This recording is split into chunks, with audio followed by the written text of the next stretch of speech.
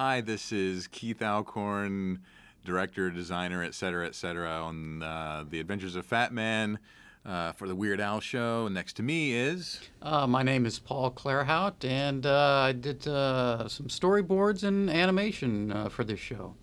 And next to him is... Tim Hatcher. I did in-betweening and inking and painting. And keep talking, because apparently this thing is like 12 minutes long. I don't know why this is this long, because each one of them was usually about 4 minutes long. And I guess this is a unique, this is kind of a fun episode to show and to talk about, because this is an episode that was never produced. And the reason is not quite clear to me, but it was all the evil villains getting together, and they were going to thwart Fat Man. So they all get together at this hotel, and there's villains that we know, like the Slawmeister and the Procrastinator and Uncle Frank and all these guys. But this was never done because it took place around this board table.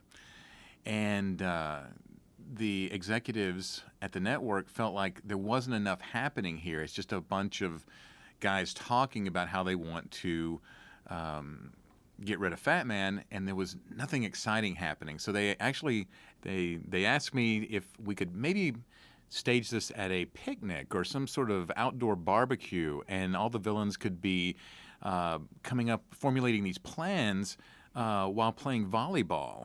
And the audio had already been recorded. It was Al and Billy West and you know, and probably everybody other than Al was Billy West in this episode. But it's like, well, you know, they don't sound like they're playing volleyball. There's no effort in their voice, like they're going through any physical activity. So I don't think it's going to work exactly. But I think that was sort of a deal killer with them. And they said, well, then fine, Keith, you're stupid, and we're not going to do this episode. And so we storyboarded it all out, and this is what you're seeing. This is what we presented to CBS and the executives over at Dick Clark Productions, and then this episode just never got made.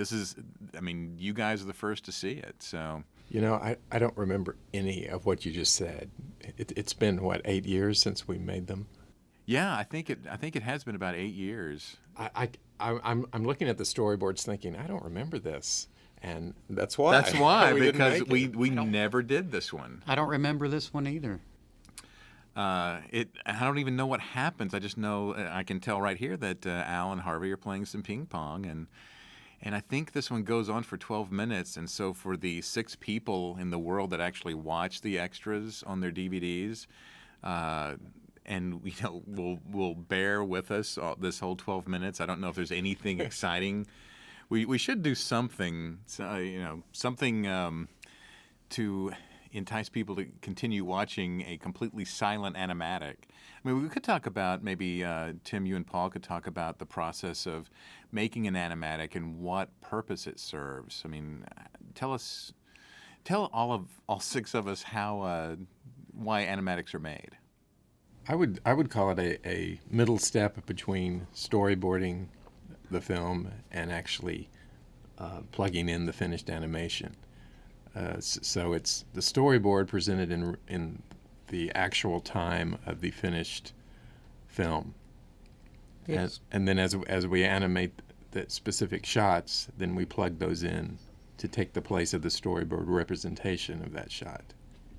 It's sort of an inexpensive way of making the cartoon so that you can get a sense of how it's going to play out with the timing, and you know, get that done before you start into any expensive animation.